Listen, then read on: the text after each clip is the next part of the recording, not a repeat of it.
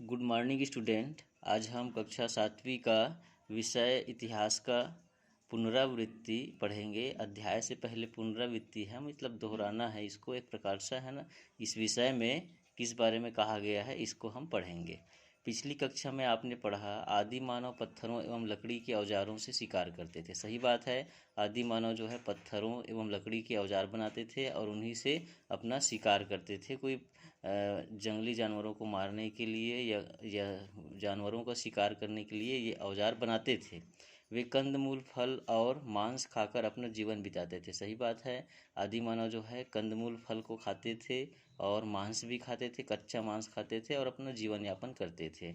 कुछ समय बाद उन्होंने खेती करना शुरू किया। सही बात है, पहले कच्चा खाते थे, फिर धीरे धीरे ज्ञान बढ़ा तो खेती करना आरंभ किया और स्थायी रूप से एक जगह बसने लगे, मतलब घर बनाने लगे, कपड़े पहनने लगे। इसके बाद सिंधु घाटी में शहर बसे जहाँ की सड़कें चौड़ी और सीधी थी। इसके बाद कैसे हुआ, धीरे धीरे विकास हुआ तो सड़कें बनाने लगे, सड़कें चौड़ी थी और सिंधु घाटी में इन्होंने बसा, है ना। सिंधु घाटी के शहरों में अच्छे कारीगर भी रहते थे। अच्छे कारीगर मतलब बनाने वाले रहते थे। सड़क, बढ़ाई, मतलब घर द्वार, ये सब सारे चीज़ें बनाने वाले लोग होते थे जो तांबा एवं कांसा जैसे धातुओं से औजार, बर्तन और मूर्तियां बनाते थे। ठीक है, ये आप देख सकते हो, ये आदि मानव है। उस समय लोग कपड़े नहीं पहनते थे, जंगलों में शिकार करने जाते थे। ये गुफाओं में देखिए विचरण करते हुए औजार पकड़े हुए हैं, अपने शिकार करने के लिए गए हुए हैं। इधर अब आप देख सकते हो ये इन पत्थरों के औजार है, ये हड्डियों के औजार है। इस तरह से ये क्या करते थे, जीवन यापन करने के लिए इस तरह इन लोग करते थे। आदि मानव के औजार हो गया।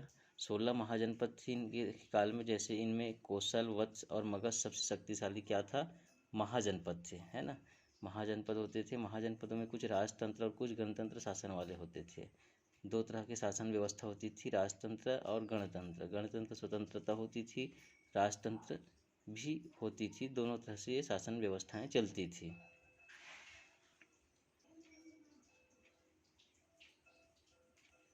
ध्यान दीजिए, ये अशोक का, देखिए सारनाथ में अशोक का स्तंभ है। ये खंभे जैसे बनाया गया है। ये मूर्ति कलाकार, कारीगर लोग बनाए हैं उस समय, और इसमें शेर का एक मूर्ति उस पर स्थापित किया है। इतने ऊंचाई से बने हुए, इस तरह से कारीगर होते थे उस समय, बहुत ही कलाकार होते थे, एक से एक तरह से बनाते थे, है ना। ये आपका मंदिर भी उसी समय का निर्माण हुआ है, जो सिरपुर का लक्ष्मण मंदिर है। इस तरह से यह जो है निर्माण कार्य इन लोग करते थे। अब इसी में अध्याय एक आता है, छोटे छोटे राज्यों का विकास। उस समय छोटे छोटे राज्य बने, उसका विकास कैसे हुआ। यह जो ईस्वी संवत है 650 ईस्वी से 1200 ईस्वी तक ये ईस्वी संवत है। देखिए पढ़ते सन 647 ईस्वी में राजा हर्षवर्धन की मृत्यु हो गई।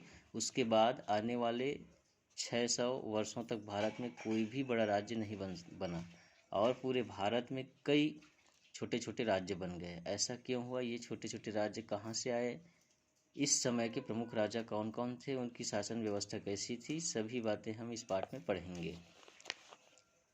देखिए नए राजा और राजवंश कैसे बने।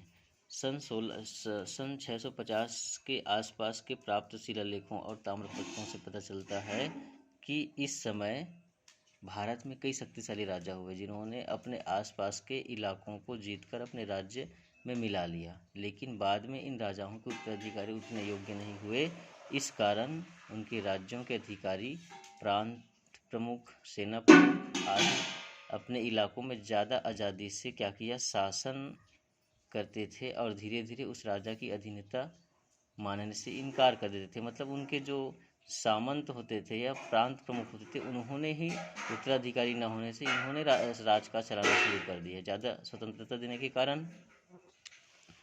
अब ये देखिए ब्राह्मणों और भाटों की भूमिका। इन ताकतवर परिवारों को राजवंश के रूप में स्थापित करने और राज्य की व्यवस्था बनाने में ब्राह्मणों ने बड़ी सहायता की। उन दिनों धर्म, ज्ञान और राजकाज चलाने के ज्ञाता के रूप में ब्राह्मणों की बड़ी प्रतिष्ठा थी। सही बात है, ब्राह्मणों को उच्च जाति माना जाता था और वही लोग शासन राजकाज चलाते थे।